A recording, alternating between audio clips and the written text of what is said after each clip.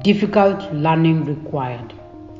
Failures are more frequent than before when handling adaptive challenges. People will get frustrated, stress will manifest. There will be a need to learn new ways of addressing the challenge. This may involve getting on the balcony and looking at the challenge from the balcony perspective. It may also require unlearning and relearning. In an effort of handling or solving an adaptive challenge, different groups will be formed. Each group will try to address the problem without success.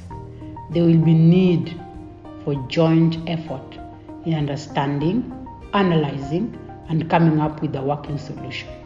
Let's look at a scenario. In a matter of months, coronavirus, COVID-19, which had emerged in Wuhan, China in December 2019, had evolved from a mere enemy to one of the most feared viruses worldwide. COVID-19 brought another battle and changed the slogan of United We Stand. This time, it was the opposite. Human race was locked from movements. Activities across the world were brought to a standstill. Businesses, tourism, sports, entertainment, technology forums were all impacted.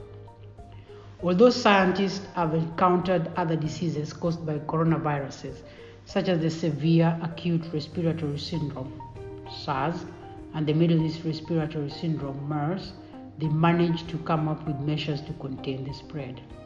Cure for common cold, which is also the result of coronavirus, is yet to be discovered, despite years of work.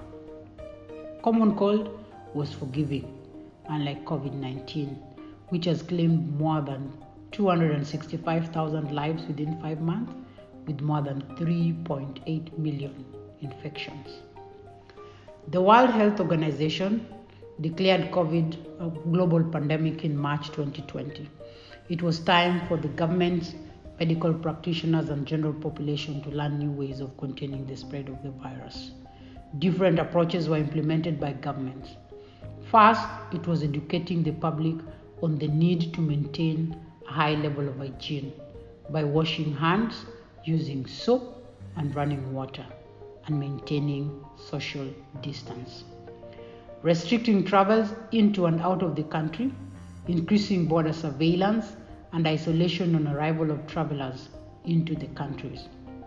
This was followed by closure of all learning institutions, churches, and restaurants. Lockdowns in a number of countries also meant that the government had to come up with ways to provide food and other basic needs to vulnerable families.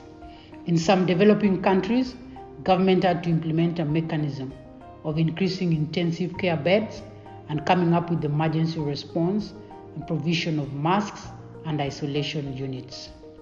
Medical practitioners have taken to the front line in saving the world against the virus. They were the last hope. Doctors had to work for longer hours without rest, without seeing their loved ones. With the high numbers of reports of new infection, they had to learn how to manage different categories of patients while taking all the precautionary measures not to contract the virus. Some of the doctors contracted the disease and they had to go through the same pain the patients were going through. Human race operations were interrupted. Lockdown meant no movement out of the residential, and people had to learn to cope with this. Teachers and other professions had to devise new methods of delivery through use of technologies. Employees had to learn to work from home. With diminishing job opportunities, families had to learn to survive on whatever little or get by, with relying upon well-wishers for survival in some cases. In diagnosing an adaptive challenge, people will be stretched and difficult decisions are likely to be made. These decisions may be in contrast to our ways of lives. However, in the exercise of adaptive leadership, placing people at the center brings a difference. People will appreciate the need to make difficult decisions. They will learn from the challenge. Thank you for watching. In our next lesson, we are going to look at the fourth social flag of diagnosing an adaptive challenge, New stakeholders across the boundaries need to be engaged.